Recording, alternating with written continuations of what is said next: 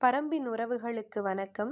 13ஆம் பாகத்துல அகுதையோட வாழ்க்கை கதைய அந்த குலத்தின் வழித்தோன்றலான ஒருவர் ஒரு எருமையை பலியிட்டு அதை மிகவும் வருத்தத்தோடு தெரிவித்து அந்த கதையை முழுவதும் கேட்டுக்கொண்டிருக்கிறாங்க எல்லாருமே. எல்லாமே கேட்டு முடிச்ச பின்னாடி தான் தெரியுது, அதை இவ்வளோ நேரம் அவ்வளவு ஆவேசமாக சொல்லிட்டு இருந்தது யாருன்னு பார்த்தா நீலன். இரவில் ஏற்பட்ட மனக்கலக்கம் பகல் முழுவதும் பரவி கிடந்தது. பாரி தனது அறைக்கு வரும் வரை கபிலர் செயலற்றே கிடந்தார். பாரிதான் அவரை அழைத்து சென்று உணவு அருந்த வைத்தான். பிறகு இருவரும் தேர் ஏறி பாழியூருக்கு செல்லும் பாதையில் சென்றனர். கபிலர் எதுவும் கேட்காமல் வந்து கொண்டிருந்தார்.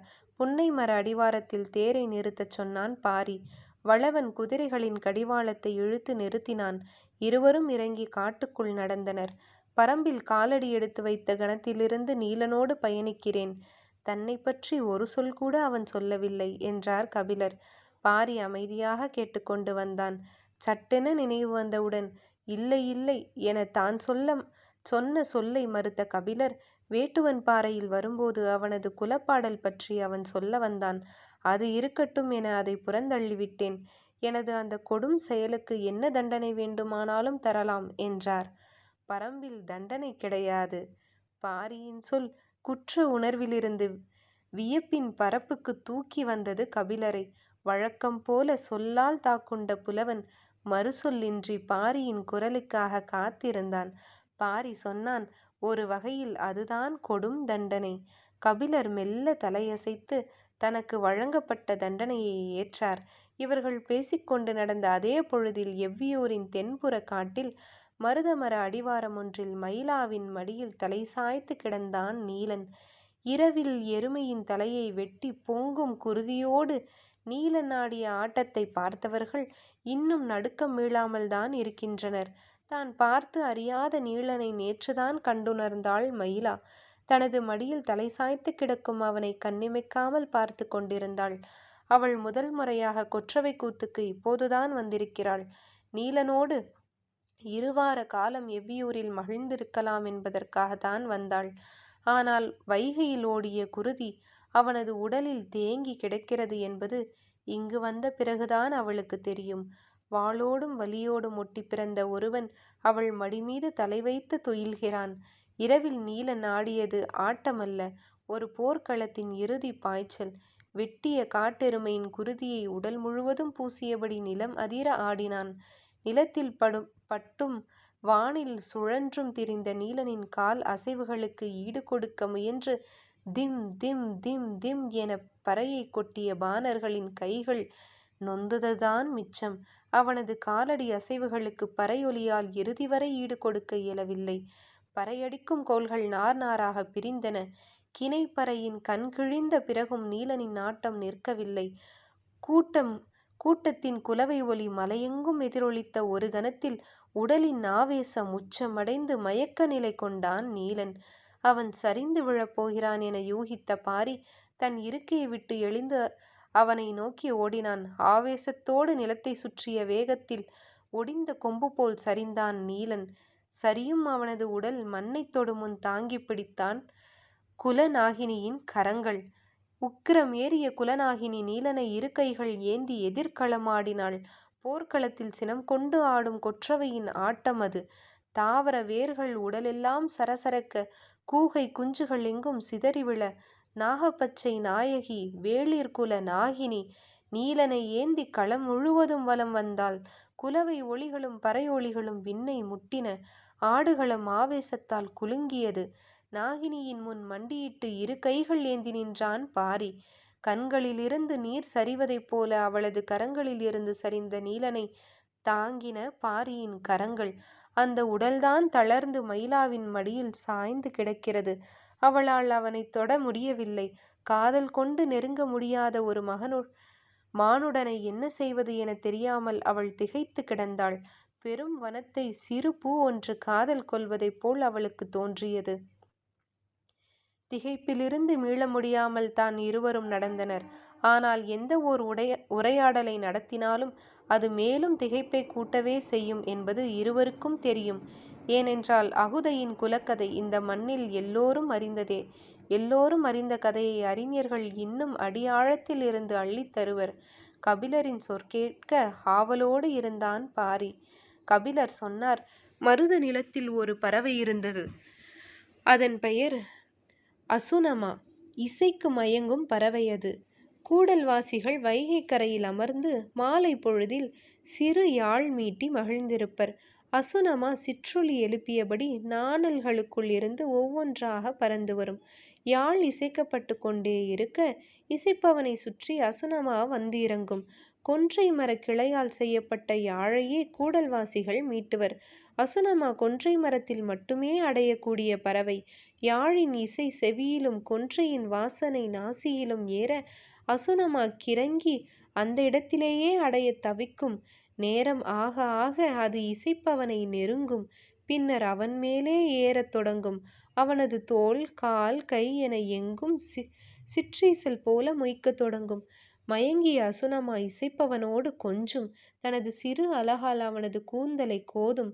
மலரின் இதழ் விரிவதாக அவற்றுக்கு எதிரே பறந்தபடியே காத்திருக்கும் தேனீக்கள் போல இசைப்பவனின் இமைக்கு நேரே இறக்கைகளை அசைத்தபடி அது தள்ளாடி தள்ளாடி மிதக்கும். இசைப்பவன் அதை கண்டு சிரித்து கொண்டே யாழ் மீட்டுவான். அந்த சிரிப்பை தனது அலகால் கொத்த அவனது இதழை முட்டும். அதன் கொஞ்சலிலிருந்து விடுபட முடியா இசைஞன் இரவெல்லாம் யாழ் மீட்டி கிடப்பான் எனச் சொல்லும் போதே கபிலரின் குரல் உடையத் தொடங்கியது. கூடல்வாசிகளுக்கு அசுனமாதான் குலப்பறவை. இசை கேட்டு தலையாட்டும் அசுனமா இன்று இந்த நில உலகில் எங்கும் இல்லை. அந்த பறவை இனம் எங்கே போனது, எப்படி அழிந்தது என யாருக்கும் தெரியவில்லை. குட்டூர் முடவனார்தான் ஒரு கவிதை பாடினார். அகுதையின் குலமழிந்த மறுநாள் யாழ் நரம்பில் வந்து மோதி மோதி தங்களின் கழுத்தை அறுத்து கொண்டு அசுனமாக்களும் அழிந்தன என்று. விரல்களால் அவனது தலைமுடியை மெல்ல கோதினாள் மயிலா. ஆற்றலின்றி அயர்ந்து கிடந்தான் நீலன். கண்விழிக்க முயன்றான். அவள் கன்னம் தொட்டு தூங்குமாறு இமை மூடினாள். அவளுக்குள் இரவின் ஆவேசம் மேலே எழும்பியபடியே இருந்தது. கிணைப்பாணனின் குரல் செவிப்பறையை மீண்டும் மீண்டும் வந்து மோதியது. நினைவுகள் அவனது கழுத்தை நெரித்தன. எல்லாவற்றையும் சட்டென மறுத்து கண் விழித்தான். அவள் சற்றே அச்சம் கொண்டாள். அவனது விரல்கள் கன்னம் தொட அஞ்சின. அவன் கழுத்தை தூக்கி எழ முயலும்போது அவள் நெஞ்சிலே கை வைத்து அழுத்தி அவனை படுக்கச் செய்தாள். அவன் மனம் இரவிலிருந்து மீள முயன்றது. அவள் விரல்களால் அவனது உடல் முகர்ந்து வெளிவர வழியமைத்து கொண்டிருந்தாள். பாரி கேட்டான், கூடல்வாசிகளுக்கு மட்டும் உழவு சிறப்பாக வசப்பட்டது எப்படி? எல்லோரும் காட்டை அழித்து நிலமாக்கிய போது காட்டை அறிந்து கொண்டு நிலத்தை விளைய வைத்தவர்கள் அவர்கள். ஆர்வத்தோடு பாரி வினவினான், எப்படி? பன்றி அகழ்ந்த நிலத்தில் பயிர் நட்ட மலை அனுபவம்தான். சமதளத்தில் பயிர் நடும் முன் மண்ணை ஏற்கொண்டு கிளறச் சொல்லியது. பன்றியின் முன்னுதடு பூமியின் தன்மை உணரும். அதுபோல பூமியை உணரவும் அதை கிழித்து இறங்கும் மரத்தை உணரவும் முயன்றனர் கூடல்வாசிகள். வண்டல் மண்ணுக்கு, இறுகிய மண்ணுக்கும், இளமண்ணுக்கும் என உழுபடைகளை வகைப்படுத்தி உருவாக்கினர்.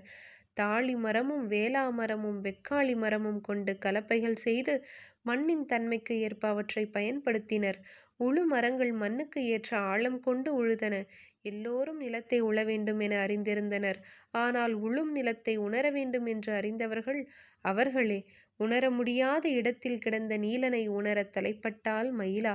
இடது கையால் கழுத்தோடு அணைத்து அவனை தூக்கினாள். அவனது முகம் முழுவதும் அவளது கூந்தல் உழுது இறங்கியது. மேலுதடு கிளறி உள்ளிறங்க துடித்தன அவளது இதழ்கள். ஆனால் அவன் சோர்விலிருந்து விடுபடாமல் இருந்தான். மூடி வைத்திருந்த சிறு கலயத்தை எடுத்து அவனுக்கு குடிக்க கொடுத்தாள். அவள் கைகள் மிகவும் துவண்டிருந்தன. அவளது வலது கை கலயத்தை தாங்கியிருக்க அவன் குடித்தான். நினைவுகளை உதிர்த்துவிட்டு வெளிவர துடிக்கும் அவனது வேட்கை கண்களில் தெரிந்தது. நீராகாரம் உள்ளுக்குள் இறங்கி மயக்கம் கலைய தொடங்கியது. நீலன் நினைவின் ஆழத்திலிருந்து மேலேறி மேலேறி அவனது மார்பின் சரிவுக்கு வந்து சேர்ந்தான். கபிலர் தான் கேள்விப்பட்ட அந்த பூர்வ கதையை வியப்பு குறையாமலேயே சொன்னார். அது மட்டுமல்ல, ஏற்கலப்பையை மாடு இழுக்க அதன் கழுத்தில் போடும் குறுக்காரத்தை எல்லா மரங்களிலும் செய்து மாட்டின் கழுத்தில் மாட்டி இழுக்க வைத்தனர். அகுதையின் குலம்தான் முதலில் கண்டறிந்தது அத்திமரம்தான் ஆவினத்தின் சேர்மானம் என்று குறுக்கு ஆரத்தை அத்திமரத்தில் செய்தனர். அதுதான் கனம் குறைவாக இருக்கும். எவ்வளவு இழுத்தாலும் மாட்டின் கழுத்து தோளில் வடு பிடிக்காது. அதன் கழுத்து நரம்புக்கு எண்ணெய் நீவியது போல சிறு நெளிவு கூட சரிந்து கொடுத்து செல்லும். பாரி வியப்போடு கேட்டான். கால்நடைகளை மரங்களோடு இணைத்து பொருத்த மதிநுட்பம் தேவை. காடும் கால்நடைகளும் அதிசய உறவு கொண்டவை. ஆம் என்று தலையாட்டிய கபிலர் சொன்னார். மரத்தையும் மாட்டையும் இணைத்தது மட்டுமல்லாமல் தாவரத்தையும் மண்ணையும் இணைத்தனர். ஆவார இலையை அடிமண்ணில் போட்டபோது அவர்கள் சொல்வதை யாரும் நம்பவில்லை. அறுவடை நாளில் அம்பாரமாக குவிந்த விளைச்சல் கண்டு வாய் பிளந்தவர்கள் அந்த தாவரத்தின் பெயர் என்ன என மீண்டும் மீண்டும் வந்து கேட்டு போயினர். எதற்கும் ஆகார் என கேலி பேசி சிரித்த அவர்களின் பெருங்கிழவன் ஒருவன்தான் அந்த இலையை கண்டறிந்து நிலத்தில் போட்டு அமுக்கியவன். பயிர்களுக்கு நல்ல ஆகாரம் இந்த இலை என அவன் சொன்னதை 2 விளைச்சலுக்கு பிறகே உண்மை என கூடல்வாசிகள் ஏற்றனர். ஆகார இலை என்று அந்த இலைக்கு பெயர் சூட்டினர். அவர்களே அறியாமல் அது ஆவார இலையாக வளைந்து கொண்டது. அவன் நீராகாரத்தை குடித்து முடித்தான். அவனது முகம் சற்றே அமைதி கொண்டது. மயிலா அவனை எப்படி உள்வாங்குவது என தெரியாமல் தவித்தாள். அவனது முகத்தை மார்போடு அணைத்தபோது அவளது கைகள் நடுங்கின. தன்னை எத்தனையோ முறை தழுவி கிடந்த நீலன்தான் இவன். ஆனால் குலநாகினி கையில் ஏந்த நின்ற அந்த காட்சியை பார்த்த பிறகு அவனை தொடவே ஆழ்மனம் அஞ்சுகிறது. நேற்றைய இரவில் நான் பார்த்த நீலன் நீதானா என்று அவனை பார்த்து கேட்கவே அவள் தலை குனிந்தாள். அந்த சமயம் அவனது தலை நிமிர்ந்தது. உதடுகள் உணர நிலம் கிளறி உள்ளிறங்கினான்.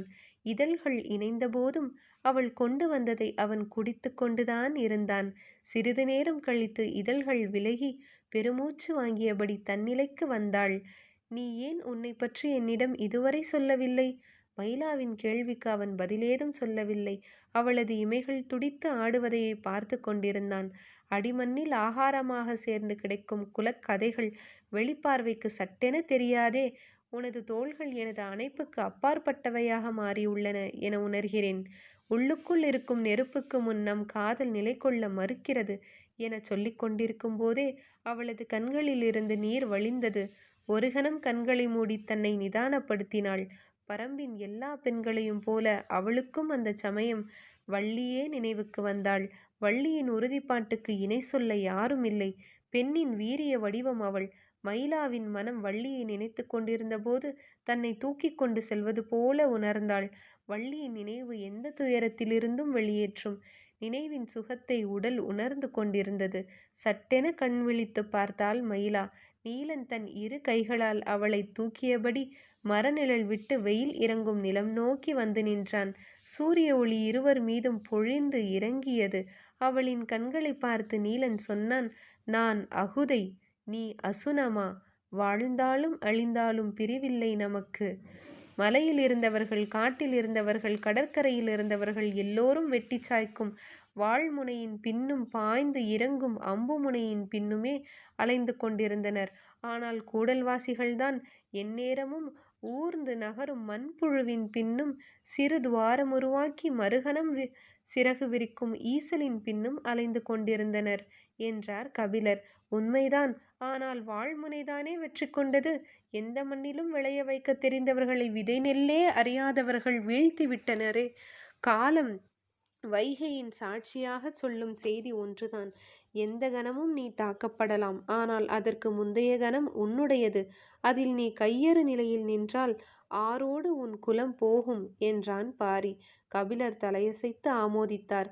அகுதை மாவீரன்தான். ஆனால் திருநாளின் அதிகாலையில் கொலைவாள் கொண்டு சூழப்படுவோம் என்பதை எதிர்பார்க்கும் அளவுக்கு அவன் மனம் சீர்கேடவில்லை.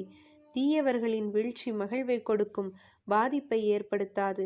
நல்லவர்களின் வீழ்ச்சியோ துயரத்தோடு நிற்காது, பெரும் பாதிப்பை உருவாக்கும். அகுதையின் தோல்விதான் இந்த மண்ணின் சமநிலை சரிய காரணமானது. வளமான பூமி தன் கை வந்ததும் வென்றவன் பெரும் வலிமை கொண்டவனானான். அதே போன்ற ஒரு கொலைவெறி தாக்குதலை எதிர்பாராத பொழுதில் நிகழ்த்தினால் நாமும் பெரும் வளம் பெற்றவர்களாக மாறுவோம் என்ற எண்ணம் எல்லோருக்கும் வரத் தொடங்கியது. அதைவிட பெரும் தாக்குதலை நிகழ்த்தி அடுத்தடுத்து 3 குலங்களை அழித்ததனால் சேர குலம் முதல் நிலை பெற்றது. போர் என்பது அரை கூவி நிகழ்த்துவது என்ற மரபை உடைத்தான் கொற்கை பாண்டியன். அகுதையின் மீது தொடுக்கப்பட்டது போர் அல்ல, பாரி பேசிக் கொண்டிருக்கும்போது இடதுபுறம் இருந்த புதருக்குள் இருந்து செந்நாய் ஒன்று பாய்ந்து ஓடியது. அது ஓடிய திசை நோக்கி விரைந்தான் பாரி. அது அடுத்தடுத்த புதர்களுக்குள் நுழைந்து வேகம் கொண்டது. அதன் திசையை கூர்ந்து கவனித்தபடி தனது கையில் இருந்த ஈட்டியை இழுத்து வீசினான். செடி கொடிகளை கிழித்து கொண்டு அதன் விலாவிலே இறங்கியது ஈட்டி. பாரியை நோக்கி ஓடி வந்து நின்ற கபிலர் மூச்சிரைத்தபடியே கேட்டார், அது இறந்து விட்டதா? ஆம் என்றான் பாரி. தன் போக்கில் போகும் விலங்கை ஈட்டியெறிந்து கொல்லும் செயல் கபிலருக்கு நடுக்கத்தை ஏற்படுத்தியது. பாரிதானா இது என பதறியபடி பார்த்தார். புதருக்குள் போன பாரி தான் எரிந்த ஈட்டியை அதன் உடலிலிருந்து பிடுங்கி எடுத்து வந்தான். கபிலரின் முகத்தில் இருந்த வெறுப்பை பார்த்தபடி இலைகளால் ஈட்டியிலிருந்த குருதியை துடைத்து கொண்டே சொன்னான், விலங்குகள் தமது உணவுக்காக பிற விலங்குகளை வேட்டையாடி தின்கின்றன. ஆனால் தனது உணவுக்காகவும் தேவைக்காகவும் மட்டுமல்லாமல் கண்ணில் படும் எல்லா விலங்குகளையும் கொன்று போடும் இயல்புடைய விலங்கு இது மட்டும்தான். கண்ணில் படும் நாடுகளையெல்லாம் விழுங்க பார்க்கும் வேந்தர்களைப் போல. கபிலர் அதிர்ந்து பார்த்தார். காட்டு உயிர்களின் அழிவு சக்தி இதுவே. அழிவு சக்திகளை எந்த இடத்தில் கண்டாலும் பரம்பின் ஈட்டி பாயும்.